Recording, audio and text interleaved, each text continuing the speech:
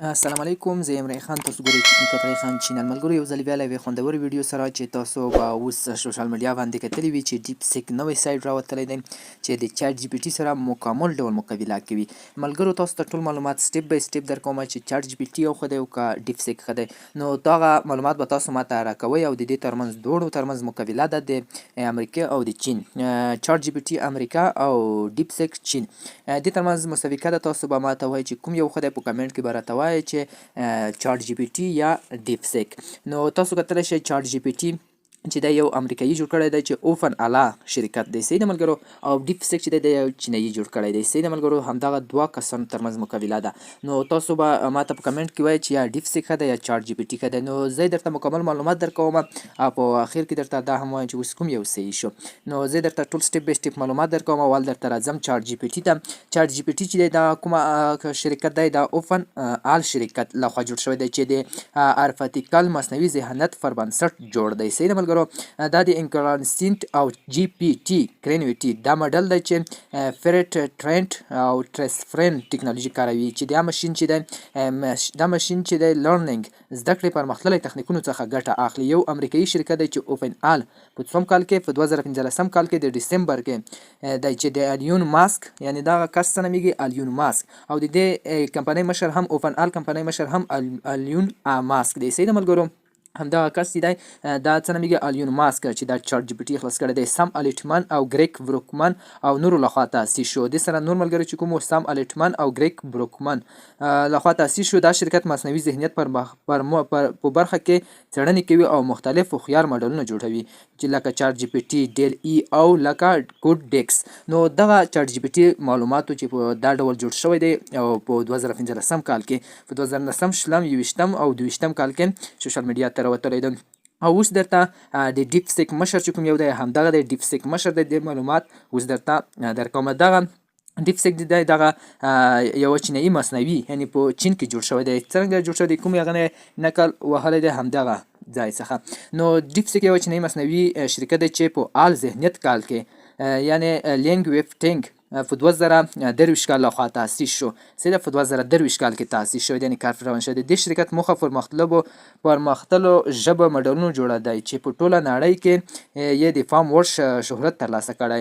ډیپ سیک لومړنی مصنوعي یعنې ډیپ سیک R1 په 2015 کال کې د جنوري په 10مه نیټه خپور شو. په څومره نیټه خپور شو؟ په 10مه نیټه په 2015 کال کې. په 2023 کال کې کار پرې روان شوی و. دا ماډل په ډیپ سیک ویب ډرایو په نوم پرمختللي ژبني ماډل پر بنسټ جوړ شوی دی چې د اخلاصي سرچینې اوپن سورس په توګه وړاندې شو او د نړۍ کچه د نورو پرمختللو ماډلونو سره سیالي کوي. ډیپ سیک د چا سره سیالي کوي؟ د پرمختللو سایټونو سره، یعنې چاټ جی پی ټي او داسې نورو سره څه کوي؟ سیالي کوي. د دې ماډل د جوړولو لګښت شاوخوا $6 میلیونه اټکل شوی دی چې د نورو نړیوالو سیالیو پرمختللو خورا ټیټ دی. په چټکه یعنې ډیپ سیک R1 سره ایپل او اپ سټور په وړیا، دا د چې سره ایپل او اپ سټور په وړیا افلیکیشنو کې لومړی مقام، یعنې په چاټ جی پی ټي ترلاسه کړ او د خپل او د سرچ څخه، یعنې چاټ جی پی ټي کوم څخه لاندې ښکته شو او ډیپ سیک څنګه شو؟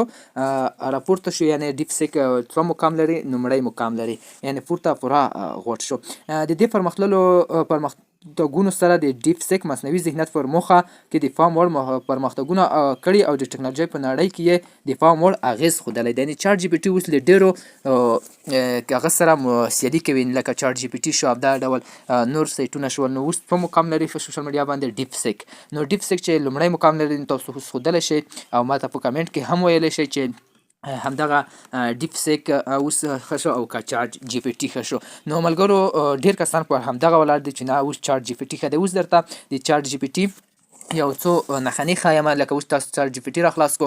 چاټ جی پی ټي کې که تاسو چېرته یو عکس ورکړئ، نو مقصد ورته وایي چې زه د عکس په اړه معلومات ښیم، 2 وارې 3 وارې یو عکس ورته اپلوډ کوي. که چېرې تاسو عکس ورته اپلوډ کو، بیا معلومات یو وارې درکړو، تاسو ورته بل عکس اپلوډ کړئ، یعنې د هندویۍ کوتي وي، یعنې د شربت کوتي یا داسې نور عکس ورته اپلوډ کړئ چې د په اړه معلومات ورکړم، نو بیا درته وایي چې نیم ساعت انتظار وکړه. اوس دغه هغه چې دی دا بوټ چې دی اوس ان انیبل دی، وروسته بیا درته معلومات درکوو. نو سړی ورسره په تکلیف وي، ځکه چې تا بلته نوي معلومات او ډایرکټ معلومات وغواړي.